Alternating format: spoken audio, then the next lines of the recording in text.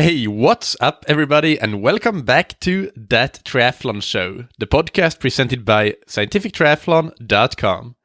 I'm your host, Michael, and this episode is Beginner Tip 21, where I'll talk about 5 tips for pacing your workouts.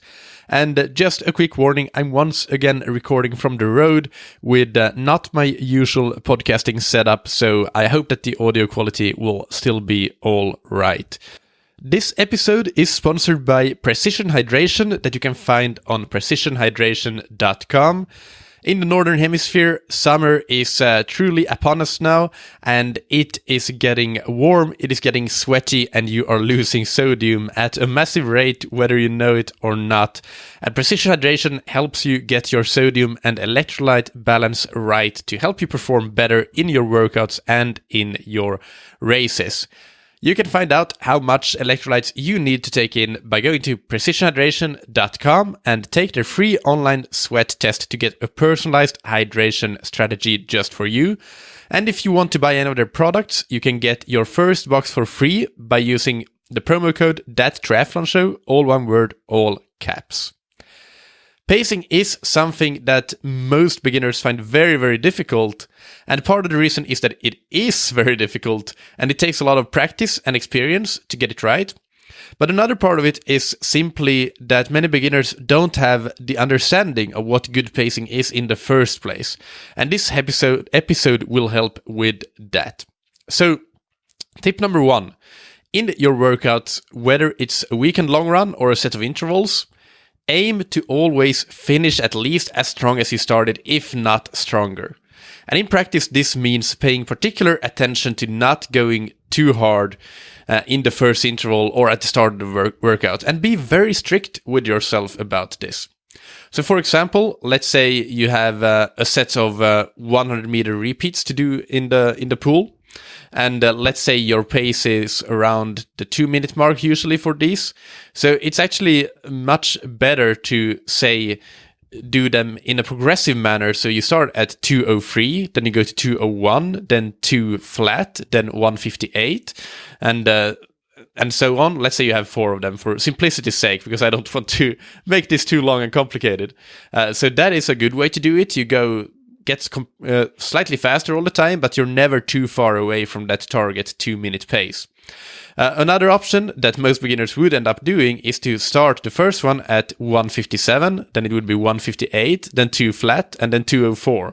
And by the last one, you're already struggling a lot, and it gets messy, your technique breaks down, etc. So even though actually, when you add them up, the average pace is just a fraction faster in that latter example, in the poor pacing example, but the workout execution is much better in the former because it gets progressively faster. Tip number 2 is to think of every workout as a race simulation. And you may have heard that almost all races on the track, on the marathon, the cycling is very different, but I think swimming is usually, well, swimming can't be compared because they jump into the pool, but running is a great example. Almost all running world records have been set with a negative split. Potentially on the track, the first lap is sometimes also very fast, but most, if you divide a distance into 2, then the second half is almost always faster than the first in all world records. That's just what good pacing is. It's the proof is in the pudding. So think of every workout as a race simulation in this way. What you do in training is what you'll do in racing. And you want to be negative splitting in your racing because 95% of great race performances are achieved this way. So that means that you will need to get in the habit of negative splitting your training if you also want to be able to do that, pace yourself that way on race day. And again, this goes for both steady workouts like your weekend long ride or long run, and for interval workouts where you want the intervals to be similarly paced or get progressively faster as you go through the workout. Tip number 3. Think in terms of race paces when possible to associate your effort with the training prescription. So for example, if you have a zone-free workout scheduled, and remember that you should always have your training zones set, see episodes 27, 29, and 30 of this podcast for more information about that. So go back to the example. You have a zone 3 workout, and let's say it's a run. And then you want to associate that zone 3 prescription with what kind of race effort that would be. And for most beginners, this is right around your 10-kilometer race pace. So when you start your workout tempo segment at zone 3 or your zone 3 interval, ask yourself at the start and a little bit into it, and continuously ask yourself the question, could I realistically hold this pace for 10 kilometers? And if the answer is not, that you could not do it, and remember, this really requires that you're honest with yourself. If you lie to yourself, this all goes out the window. So you need to be honest with yourself. But if the answer is no, then you should back down a bit, because you need to follow the workout prescription, stay in the right zone to get the desired training effect.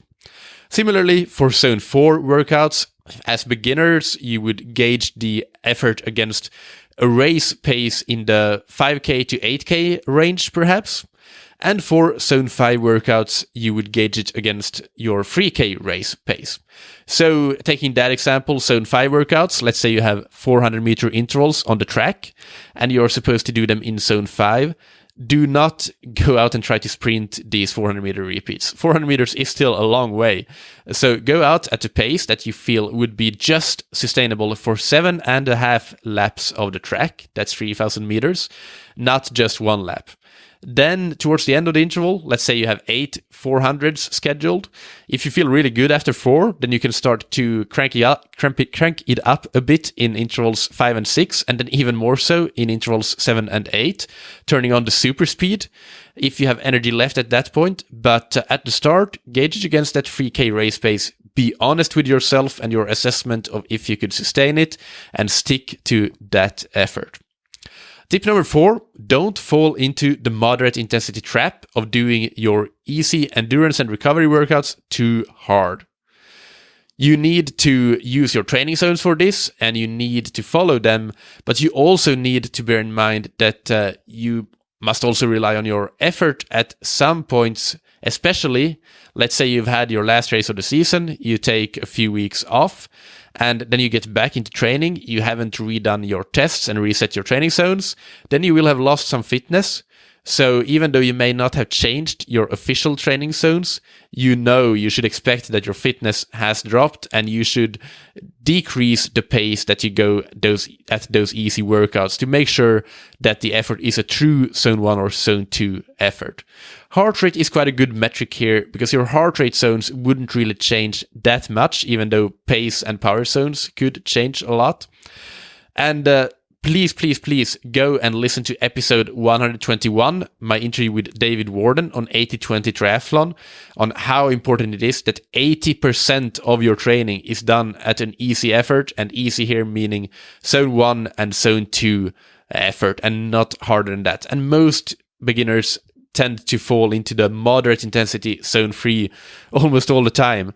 This is what you want to avoid, because if you do that, then you won't be able to pace your hard workouts the right way either. You won't have the energy to do them as hard as you're supposed to.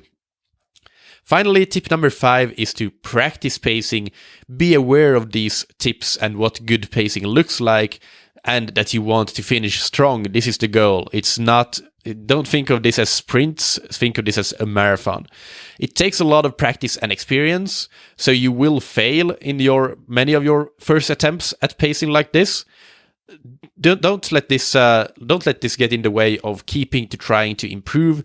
You will improve. It will take time, but as you get more and more experience, more and more practice, and mindful, aware practice is especially important, you will be so much better for it. And that goes for both your workouts, which will help you gain fitness much more effectively and faster, and for your races, which will help you finish your races to your potential and not miss out on a lot of potential time just because you paced it poorly.